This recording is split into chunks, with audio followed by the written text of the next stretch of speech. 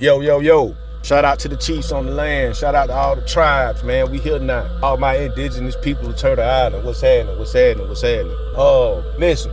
I'm down here in Alabama, man. You know, one of the original stomping grounds for our people. Rich history as far as being indigenous to this land. But I'm in an uphill battle down here. Because we got a lot of people down here that have ancestral history but don't want to tap into it due to the indoctrination that most of us are caught up in due to the fact of being in the Bible Belt. Now, I know that sounds kind of cruel and weird, but I'm a truther. I don't know how to do nothing but tell the truth. I can't sugarcoat it, and I come across as intimidating to some people. And believe me, from the bottom of my heart, I don't try to be intimidating or don't try to intimidate anybody. I just want people to be aware of true history. For example, my people, my family, my tribe. We were born and raised here. And I can trace that back at least 4 generations. Like, I know for a fact that I come from Creek Indians and Cherokee Indians, just by the oral tradition of it being passed down from my great-great-great-granddaddy down to his grandson, which was my great-granddaddy, down to my great-auntie, which was my granddaddy's sister. On the Cherokee side, I can trace it as far back as, I can't go as deep as I can on my grandfather's side, on my paternal side, but on my maternal side, I can go as far back as my great-grandmother. And I think that on that side of the family, we was a whole lot more deeper into the genetics of our Indian ancestors. Because my great-great-great-grandfather was I hate this term full-blooded Indian, but I'm gonna use it just for the sake of conversation. Honestly, I think the majority of us are full-blooded Indians. We just go along with this, we intermingle type shit, this, that, and the third. Some people did, but a lot of us didn't. You could just tell by the features and the way your family carry on and things of that nature. But my great-great-great-granddad was a Creek Indian. How do I know this? My folks come from Talbotton, Alabama, which when I started doing research on Talbotton, Alabama, Talbotton, Georgia. When I started doing research on Talbotton, Georgia, guess what I found out? Talbotton, Georgia was the Creek Indian Confederacy. That was the headquarters for that. And the Creeks pretty much owned all this land from South Carolina all the way to Mississippi, even going up towards New York. Now, that shocked me. It shocked me, but it gave me confirmation that I was on the right page. So then when I started to do a little bit more research as far as how long were the Creek over here, and the Creek was the majority of the inhabitants of this land all the way up until like 1760. But before then, I started understanding about Moundsville. Now, Moundsville started out at the year, like, they date that back to like 1000 AD, and that was in Alabama. Now, that leads me back to my maternal side of the Indian Nation, because all my folks on my maternal side originate from Alabama, a little city called Cottonton, Alabama. Just by asking questions and seeking information from the elders in my family, I done damn near trace my history back on both sides. So I got people on my maternal side. I come from Moundsville, which was a combination of different tribes or whatnot, Cherokee included. And then I got descendants from the Creek Indian Confederacy, which was also a multitude of different tribes or whatnot. So there is no question about it. I am Indian through and through. Look at me. If you look at my ancestral pictures that I have, my grandmother, my great-grandmother, my great-granddad, and my granddad, and my uncle, me and my son, you'll see it. You know what I mean? If you looked at my daughter, you'll see it. Like, there is no second guessing it. Now, here's the thing. A lot of that, what I just said, is sounding like blah, blah, blah, blah, blah to a lot of the people that have birthright to this land, because it goes against the indoctrination that they are used to. Can't let that stop me though. We need somebody to say it. We need somebody to be the chief. Come out and say, hey y'all, listen, this is who we are. Personally, I'm a Leo. I like to lean on that. You know, I'm a fire sign. I was born on 888, Lionsgate. But call me Chief Lionsgate. Yeah, you can still call me Key, but if I'm gonna put a title to my chiefdom, I like Lionsgate. It makes sense to me. All right, so I'm Chief Lionsgate down here in Alabama. You know what the Alabama mascot is? Roll Tides, mastodons, elephants. Yes, that's what it is. We on that type of time. All right. Another thing that you got to understand too is you have factual evidence, like the name Tuskaluza, which is the name of a city called Tuskaluza down here in Alabama. which just so happens to be the home of the Alabama Crimson Tide. Don't give a piss about nothing but the Tide. Blitz, Bama, Blitz. Old Tide. Blitz, Bama, Blitz. I don't give a piss about nothing but the Tide. That's right. So when you look at that, you like, okay, but what does Tuskaluza mean? Tuskaluza literally translates into black warrior. Tuskaluza was a black warrior Indian that stood about almost 7 feet tall. They say he looked like a giant, very intimidating figure or whatnot. Played during the wars of 1812 and things of that nature. He played a pivotal position in those wars. Then you start hearing about a group of warriors called the Red Sticks. Well, who are the Red Sticks? It's funny because I'm down here in Phoenix City, Alabama, right across the street from Columbus, Georgia. All right, like we sister cities in 2 different states. Anywhere in Phoenix City, it ain't gonna take you nothing but 5 to 10 minutes to get to Columbus, Georgia. That's just how close we are. Separated by the Chattahoochee River. Chattahoochee, that's another Indian term. All right. Now, the minor league baseball team for Columbus, Georgia, once upon a blue moon, was called the Columbus Red Sticks. Nobody never even paid no attention to it or asked the question like, why would they name a minor league baseball team the Red Sticks? Come to find out by doing research, it's the name of a very rebellious and powerful Indian tribe that was straight up killers back in them Indian wars. It's so much rich history that we can tap into, and the receipts are there, but it's like we don't want to hear about it. So somebody in the area got to put it on the map. Somebody got to be the chief on the land and say, hey y'all, listen, we're being duped. We need to claim our birthright. That's the most important thing, claiming the birthright. See, I don't have any ties to a lot of that other shit like other people do. And we also got to be careful on that, because see, all skin folk ain't kinfolk. All right? All skin folk ain't kinfolk. We hear a conversation about the Moors. Let's talk about 1492. Of course, in school, they taught us that Christopher Columbus discovered America. Number one, good people, there is no way possible you can discover something that somebody already there living on. So how you gonna discover a land that's already inhabited is beyond me. The proper word for this should be Christopher Columbus invaded Turtle Island. He didn't discover America, he invaded Turtle Island. Turtle Island is the original name of this land. All right. When he invaded, you got to understand that seafaring people at that time weren't of European descent. When we're talking about, you know, the Caucasian complexion, they weren't. But the Moors of that time, they were seafaring people, and they had already navigated the lands. You got to understand, us people of Turtle Island had already navigated the land or navigated the seas as well, because in the days of Massa Musa, he was trading with the people of Turtle Island way back then. They all knew about this land of milk and honey. This was the promised land. All right. So the Moors are the ones that navigated the seas for these people, because they was already kicked out of the from where they was at. And I forget, it's on the tip of my tongue, but I digress. So they had to go find somewhere else to inhabit. They found here. Us being the type of people that we are, we ain't never been the type of people to be like, hey y'all, you know what? We gonna turn y'all around and this, that, and the third. Big Mama ain't raised us like that. If somebody need a place to stay, we give them a place to stay. If somebody needs something to eat, we give them something to eat. The only thing we ask is, do right by us. We can't give you the land, but we'll allow you to work on the land. Because the ancestors knew, but we forgot. We had to manifest this in order for it to be anything. Number one.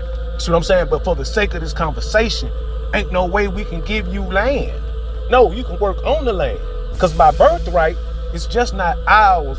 It's the future generations of our peoples. You see what I'm saying? People that ain't even came here yet. This theirs. You see what I'm saying? And we knew this. However, the colonizers, they didn't give a damn. And even before we get into the colonizer, you got to get into the conquistadors, the ones that came after 1492 in that time period, who killed off hundreds of millions of indigenous people off this land. We're talking about genocide before we even had the word genocide. Yes, that's right. Because you can't, they want you to dumb it, they want us to dumb it down in our minds and think that there was nothing but hunter and gatherers and wasn't that men and they didn't know what to do with the land and this, that, and the third. All that is bullshit. We knew exactly what to do with the land. We were doing it. How do you think they came up with the idea of freedom? Why do you think they kept on coming over here when they seen freedom in real time? That's the reason why. It wasn't the fact there wasn't nothing over here, man. We had all this shit. We had everything that they had, we already had over here. We just didn't have the savagery that they had. We weren't with the bloodletting that they were with. So they came over here with no conscience about killing or anything like that. And when they brought that type of savagery to the land, it was very traumatic. And we didn't bounce back from that because we didn't solve our problems like that. We didn't have to go conquer other land. The land has always been plentiful. It's plentiful now. It was plentiful then. Greed is what got in the goddamn way. From 1492, you got your Spanish conquistadors coming over here, wrecking shop, killing off the indigenous people, this, that, and the third. Then their counterparts over there from them European nations, they found out about it, and they were like, okay, these people is an easy people to just kill off and take this shit from. That's the manifest destiny mentality. Their mentality with manifest destiny is simple. Idea of manifest destiny gives them the right to create their own destiny. Why would they have to come up with an idea of creating their own destiny if they had a destiny to begin with? That's a question that you gotta ask. We never have to have an idea like manifest destiny. You know why? Because we were the ones that manifest destiny. We did that shit naturally. We understood the laws of the universe. We were one with nature. So for them to have to come up with this idea, that has to let us know it was a retardation somewhere in the genetic code that they didn't get. And this ain't racial. This ain't trying to be holier than thou. I'm just giving you scientific fact, man. It had to be something genetic that they were missing. You know, if you listen to Rod Hayes, he talk about that one drop of blood. Honestly, that makes the most sense. They weren't able to be created, you know, whole at that time because ultimately there was some type of genetic manipulation that went on in the human genome. The Bible so much tells you that, come, let us make man in our image. Who is us? Come, let us make man in our image. Who's us? So Adam wasn't the first damn man put here on earth. They want you to think that, but he wasn't. How do we know this? Because first Adam was created, then Eve was begotten from Adam. They had children, Cain and Abel. Cain killed his brother Abel, and then says that if you kick me out the garden, somebody gonna find me and kill me. Well, if them the only 4 motherfuckers on earth, who is the somebody out there that gonna find them and kill them? Therefore, it had to be other people already here. A sophisticated people, a civilized people, a scientific people that had the scientific resources for genetic modification. And if you think I'm lying, look at your society today, and do we not have the capabilities of genetic manipulation? Now, the Bible also says there's nothing new under the sun. So if we got it now, I think it's safe to say we had it back then.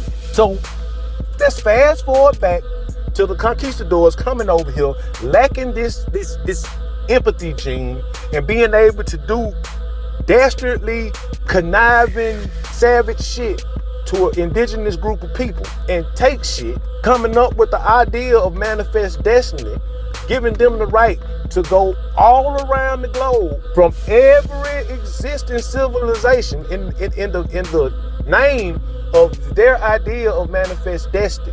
Colonizers coming over here, duping us, fighting alongside with us. Now I'll take that back. We fought alongside them because we got tired of them folks keep on coming over here trying to tell us what to do, trying to civilize us, trying to tax us, taking our resources, coming up, you know, with all kind of bullshit, sending it back over there to the crown. So we get together in the 1760s, 1770s. We go to war, what we call that, the Revolutionary War. We win, allegedly. See, that's when the fix was in. And then less than 40 years later, after we fight with these motherfuckers, fight alongside with these motherfuckers, they turn around and then go to war with us about the rest of the goddamn land. The War of 1812. That's what I'm talking about. And it still wasn't over with, because then we got to the Civil War era, and they ain't telling the truth about the Civil War. It wasn't never about slavery like that. A lot of these folk that we call slavery, a majority of it was indentured servitude. We owned the land, folks lived on the land. The only thing they had to do was work the land. And we gave them room and board.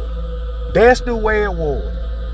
The idea of America, the way we know it today, simply was because of the industrialization of America. Turning this land from a republic for the people by the people to a corporation that we now call a democracy. The Congress met in 1871, and they came up with the government for the District of Columbia. 67 square miles that we call the District of Columbia.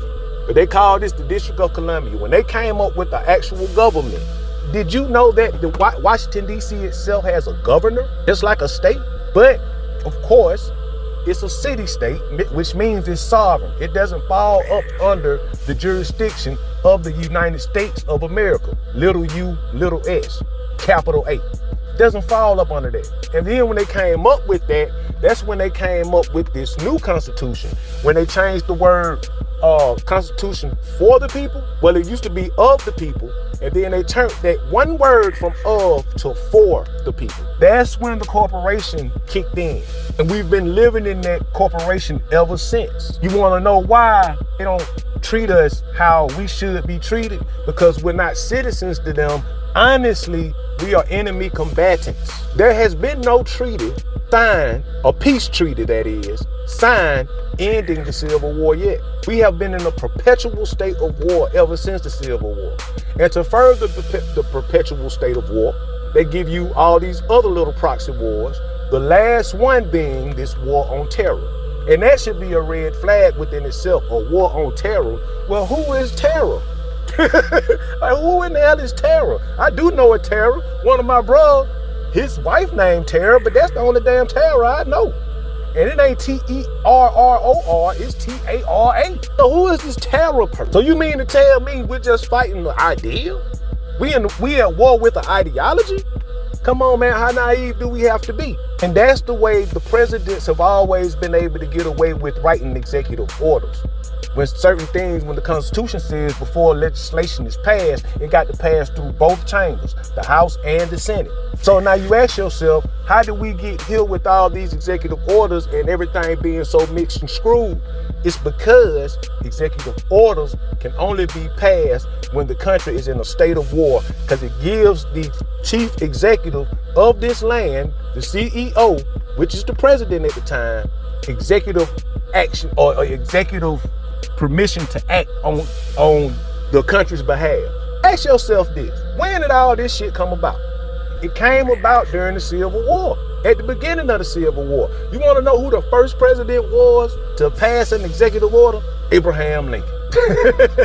He was the first person to pass an executive order because states started to secede from the nation. The last time that the Congress convened, remember, and when states started to secede, he couldn't reconvene Congress to get anything passed. Therefore, he had to come up with a new way. And back then, it wasn't called an executive order.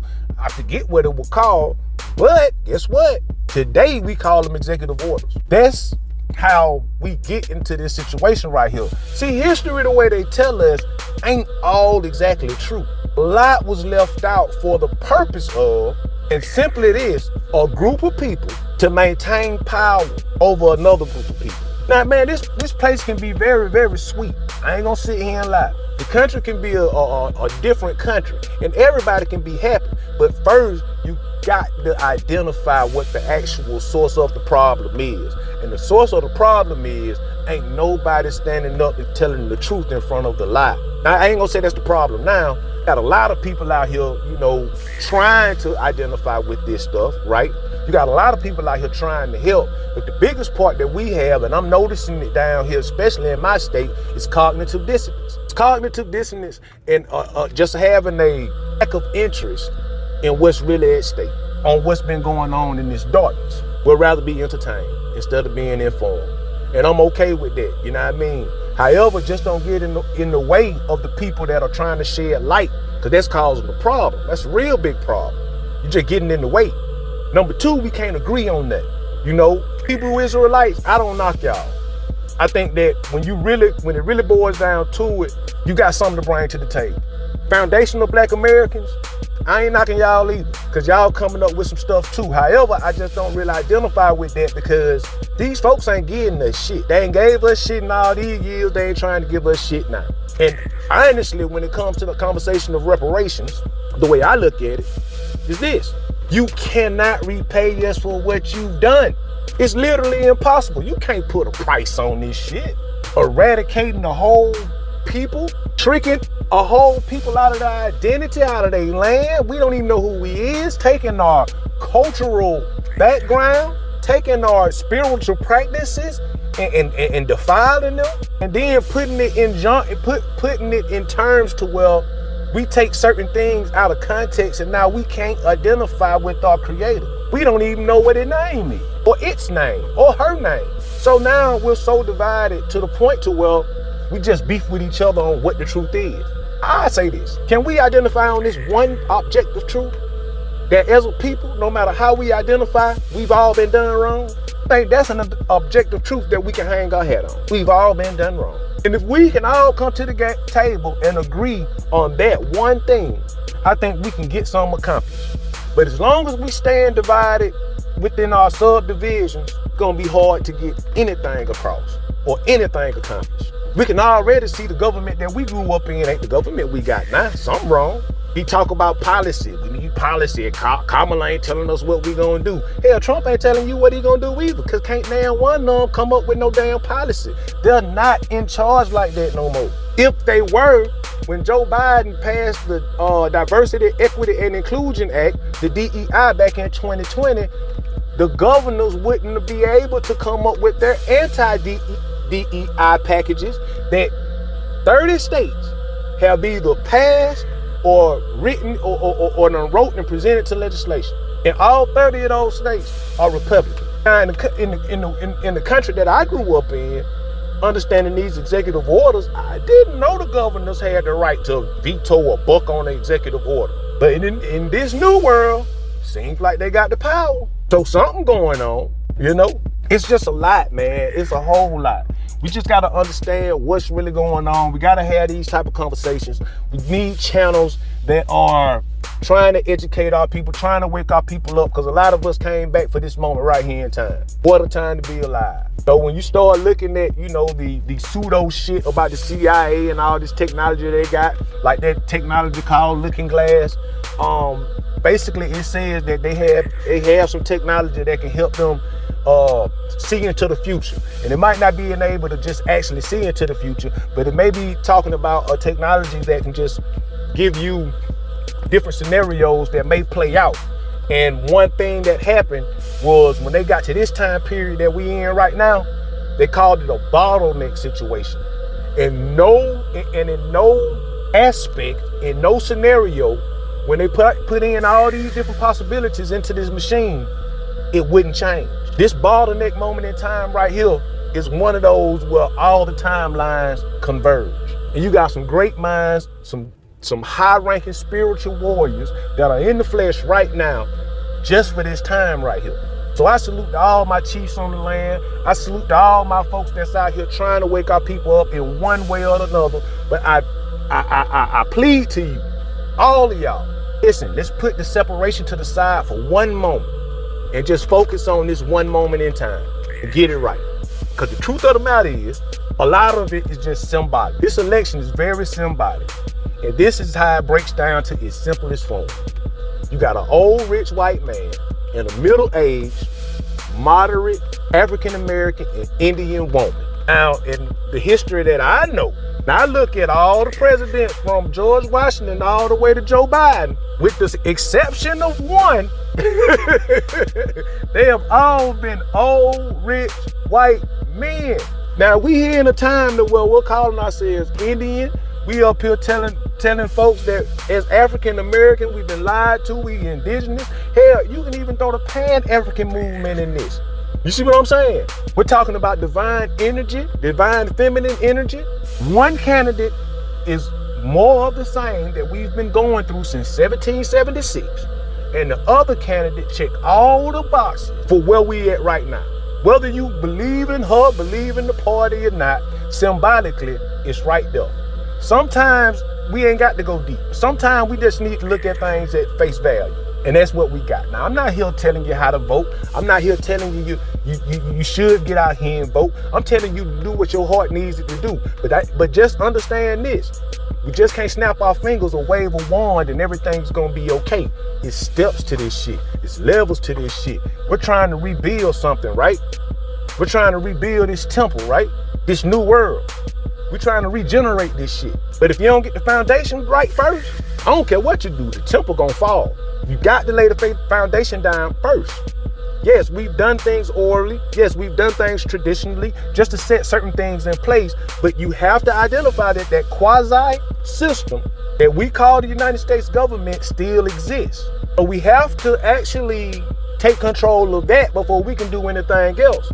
Because if you think that these country boys down here and all over the world are just gonna sit back and let you take something from them, because in their head, think about it, the indoctrination go both ways. For them, this is their home, this is their land, and damn it, they done showed you since 1492 what they willing to do to take this shit. They will kill you about this shit.